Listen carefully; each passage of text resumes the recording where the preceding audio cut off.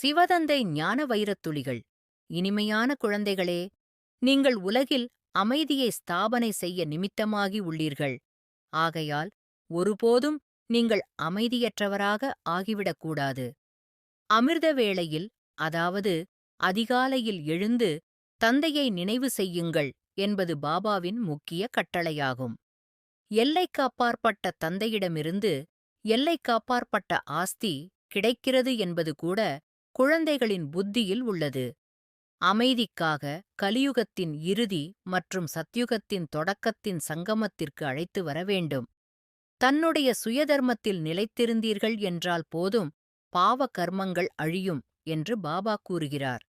சுயதர்மத்தில் நிலைத்தீர்கள் என்றால் அமைதி ஏற்பட்டுவிடும்.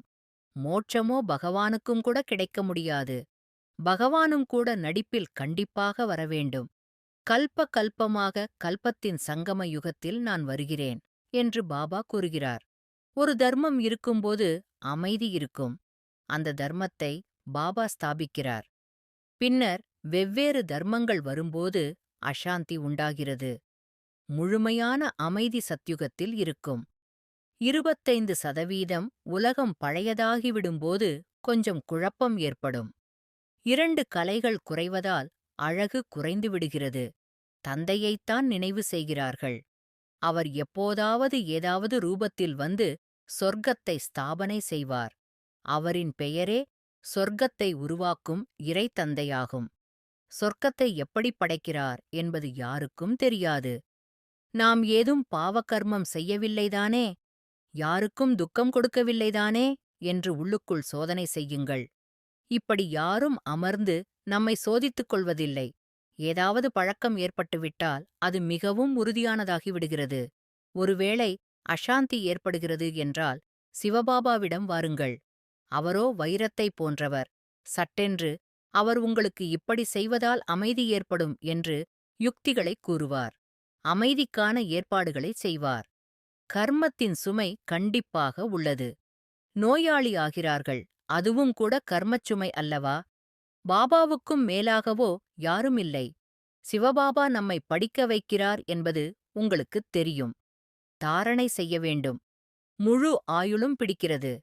ஆயுள் முழுக்கப் புரிய வைத்தாலும் புரிந்து கொள்வதில்லை. பாபா ஆஸ்தி கொடுக்க வந்திருக்கிறார். சொர்க்கத்திற்கு அனைவரும் வரமாட்டார்கள். திரேதாயுகத்திற்கும் அனைவரும் வர முடியாது. பிரம்மா மூலமாக ஸ்தாபனை, பிறகு சங்கரரின் மூலமாக விநாசம், பிறகு பாலனை. நல்லது. சிவதந்தை தந்த வரதான நினைவின் பிராப்தி. Manifestation of this day. ஓம் சாந்தி. நான் ஆத்மா, ஒளிப்புள்ளி. நான் ஆத்மா பரமாத்மாவின் அன்பால் வளம் பெறுகிறேன். பாபாவின் ஆசிகள் என் பலம். பாபாவின் சக்தி என் வாழ்க்கையின் மூலதனம். நான் ஆத்மா பாபாவுடன் யோகம் செய்து சக்தி பெறுகிறேன். எப்போதும் பாபாவின் நினைவிலே இருக்கிறேன். பாபாவுடன் உரையாடுகிறேன். பாபாவுடன் அன்பு சந்திப்பில் இருக்கிறேன். பரந்தாமத்தில் சக்திகளைப் பெறுகிறேன். நான் ஆத்மா தூய்மையின் சக்தியால் எப்போதும் சுகமான உலகத்தில் வாழ்கிறேன்.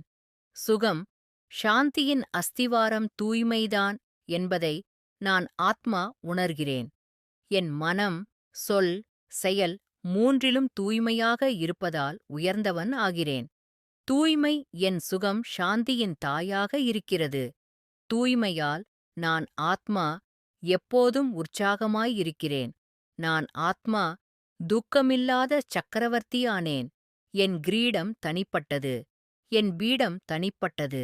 ஒளியின் கிரீடம் என் தூய்மையின் அடையாளம். தூய்மை என்னைச் சக்கரவர்த்தி ஆக்கியது.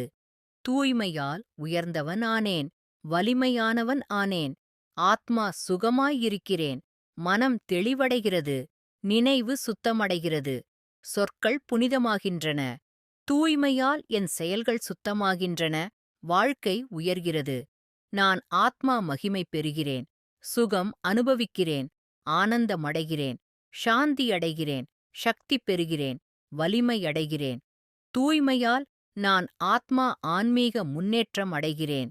என் சன்ஸ்காரங்கள் உயர்கிறது. இயல்பு புனிதமாகிறது. ஏஞ்சல் நிலையை அடைகிறேன். சக்கரவர்த்தி கிரீடம் அணிகிறேன். ஒளியின் கிரீடம் பெறுகிறேன். ஆத்மா அமைதியில் திகழ்கிறேன். முழுமையானவன் ஆகிறேன். தூய்மையால் நான் ஆத்மா உலகிற்கு ஒளி பரப்புகிறேன். உலகை சுத்தப்படுத்துகிறேன். ஆத்மா புள்ளி ரூபமாக ஒளிர்கிறேன். அன்பின் சின்னமாக இருக்கிறேன். சக்தியின் வடிவமாக இருக்கிறேன். சுகத்தின் மூலமாக இருக்கிறேன். அமைதியின் மையமாக இருக்கிறேன். மௌனத்தின் சின்னமாக இருக்கிறேன். ஆத்மாக்களை உயர்த்துகிறேன். பாபாவின் விருப்பத்தை நிறைவேற்றுகிறேன். ஆத்மா உலகிற்கு தூய அதிர்வுகளை பகிர்கிறேன். ஆத்மா பஞ்சபூதங்களுக்கு சக்தி அனுப்புகிறேன். அனைத்து உயிர்களுக்கும் நன்மை செய்கிறேன். நான் ஆத்மா தேவதையான ஆத்மா. ஏஞ்சல் நிலையை அடைந்துள்ளேன். ஆழ்ந்த மௌனத்தில் நிலை கொண்டுள்ளேன். நல்லது. மன்மனாபவ.